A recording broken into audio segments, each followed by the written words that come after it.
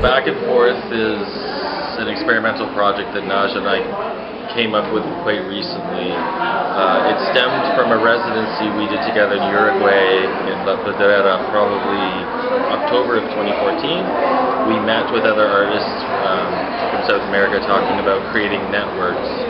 And we've kept in touch since, and we've been discussing the concept of trying to do something between Canada and Brazil. We communicated, we thought, we tried out different kind of concepts, and we came up with this, why not try two artists from Brazil, from Joinville, and two from Canada. And the name of the show, Back and Forth, is about this dialogue where we're going back and forth and talking about what we want to do, but it's a process that unfolds in time. It's not something curated in a traditional sense that is like a packaged product that is meant to be presented. It was something where we could discuss, we could go back and forth with ideas with the artists and figure it out together, collectively, which is quite radical, quite lovely, I think.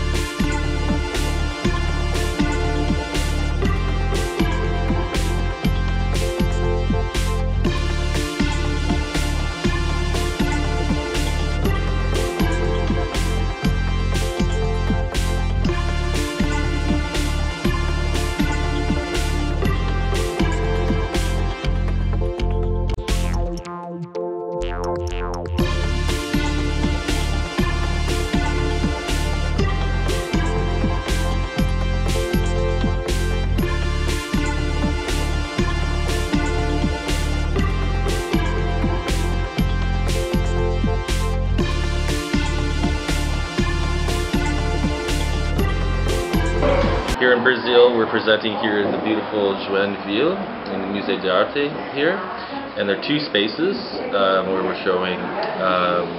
There's myself, Duncan MacDonald, Ehryn Torrell, who lives in London, England, but she's from Canada.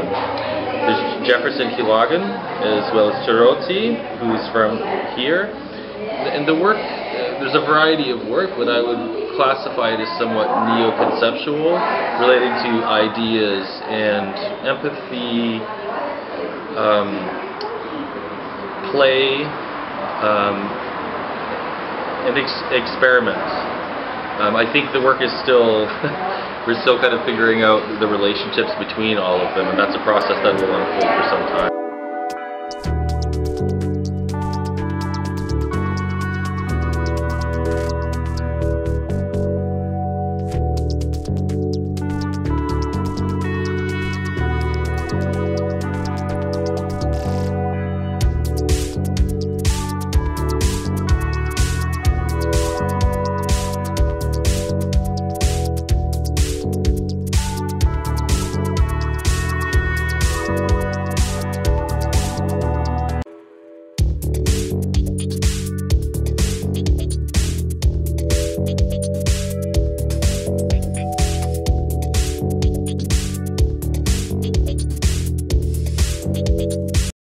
So the work for the show that I'm presenting here in Brazil, there are two videos. One video is entitled Work Work, and it's a stop motion video piece that I did a few years ago.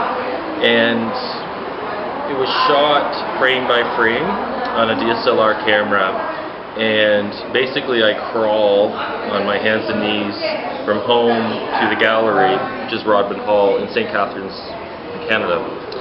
And we did it in slow motion, and it was quite painful to do over 6.5 hours. It's about 2 kilometers that are traveled. But the ideas behind it are quite simple. My son at the time was learning to crawl, and for me, I was trying to figure out how to be a father, how to be a professor, and an artist all together. So there's a way to compress everything by thinking about the relationship of being a father by crawling, like my son, but also going to work, which is where I teach some, but also going to the gallery where I was presenting some work. So it was a way to compress all of these things into one project. And the work is also shown with my shoes that are kind of an artifact of the performance that were only ever worn for that performance.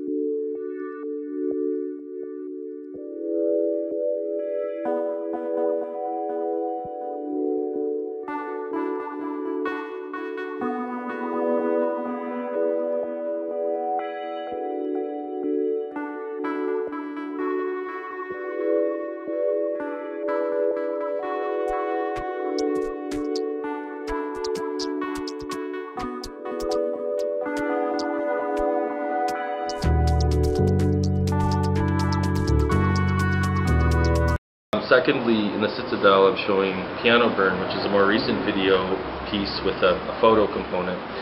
And the piece is actually is to look at the history of the piano, which has been very important with my artistic practice. And in it, what I'm investigating with this specific piece is looking at the ivory trade. And so I got a piano for free on Kijiji from Niagara Falls. Shipped it to a back field in the Niagara region in a beautiful landscape, and then burned it to the ground. It's something that happens throughout Africa, where park rangers amass ivory and then burn it to destroy it so that it can't be sold. Right? So it's looking at a kind of a brutal history of ivory in relationship to Europe, to trade, to slavery, and a bunch of different things. There's a whole bunch of different ways you could read it. It's also in a way about kind of like hyper-romanticism, taking something of the piano as this advent of coming from the bourgeoisie. And if you can imagine almost like Beethoven superimposed upon a burning piano, I think there's something that goes along there. The destruction of where true, like Nietzsche talked about true romance as being the destruction of romance itself. It's kind of what happens with that piece as well.